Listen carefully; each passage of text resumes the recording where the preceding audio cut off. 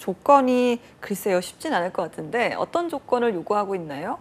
네, 기본적으로는 언어 실력이 굉장히 중요할 것 같습니다. 네. 인문계열 같은 경우에는요, 일본어 실력은 비즈니스 레벨 이상 정도는 하셔야 하고요. 네. 그리고 영어 같은 경우에는 기업에 따라 요구사항이 다릅니다만 기본적으로 800점 이상 토익의 점수를 준비를 하시는 게 좋겠고요. 이공계 계열 같은 경우에는 일본어 능력 시험으로 봤을 때 N2 이상 정도의 그 능력과 그리고 영어 실력은 토익 점수 600점 이상 정도 취득을 하시던가 아니면 일본어나 영어로 면접이 가능하시면 됩니다.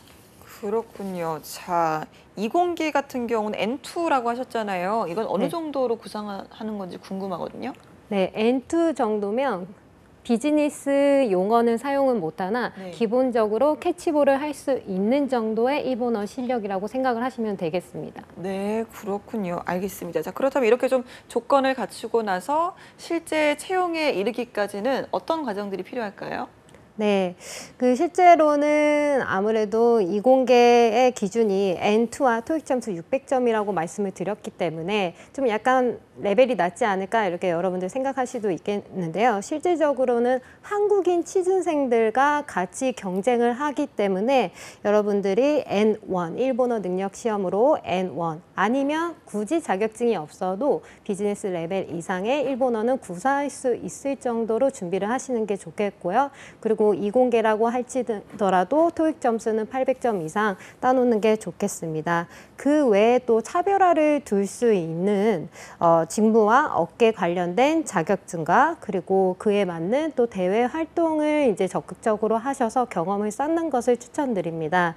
제가 또 이런 얘기를 또 말씀을 드리면요. 직무 업계 관련된 자격증이나 대외 활동을 하게 되면 그러면은 우리가 가산점을 받을 수 있나요?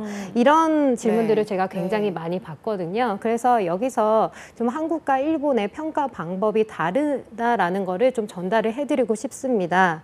이 한국 같은 경우에는 그 신입사원을 채용을 할 때 가산점을 부여하게 되죠. 네. 그 자격증이 있으면 그에 맞는 가산점을 부여하게 되고 또 그런 채용 정보를 보면 우대하는 사항들 이런 것들 있잖아요. 네. 이런 것들을 만족했을 때 또 가산점을 부여합니다. 그래서 가산점의 합산을 통해서 결론을 내리는 경우가 있는데 일본 같은 경우에는 일단 이런 가산점이라는 개념이 없습니다. 그래서 자격증이 있거나 없거나 상관없이 이런 점수를 매기는 시스템이 아니기 때문에 자격증이 있다고 해서 뭐 가산점을 받을 수 있습니까? 라고 생각하는 거는 약간 일본 문화와는 적절하지 않은 것 같습니다.